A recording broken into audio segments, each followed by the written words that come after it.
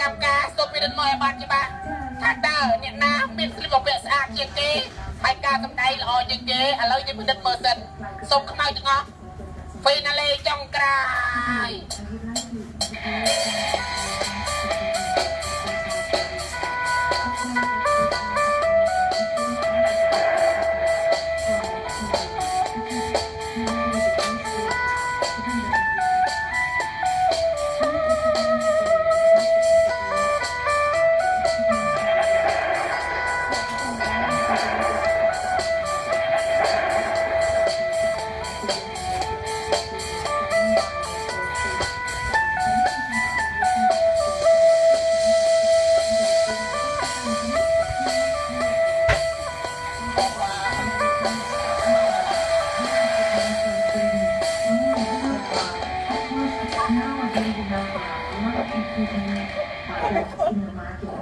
ឥឡូវគណៈកម្មការបានឃើញហើយ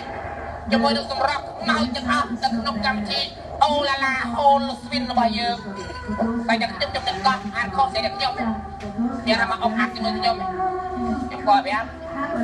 បាទមកខ្ញុំបាត់ជាអសនៅកោះរងទឹកឆ្នាំអីគាត់ប្រាប់ថាយ៉ាងក៏សូមជម្រាបលោកអ្នកថានេះមិនមែនជាកម្មវិធីរបស់ខ្មែរទេក៏ប៉ុន្តែយើងជួបសប្បាយទីនៅក្នុងកម្មវិធីពិភពលោកគឺកម្មវិធីហូលវិនថ្លៃទេចម្លែកអារម្មណ៍ទេ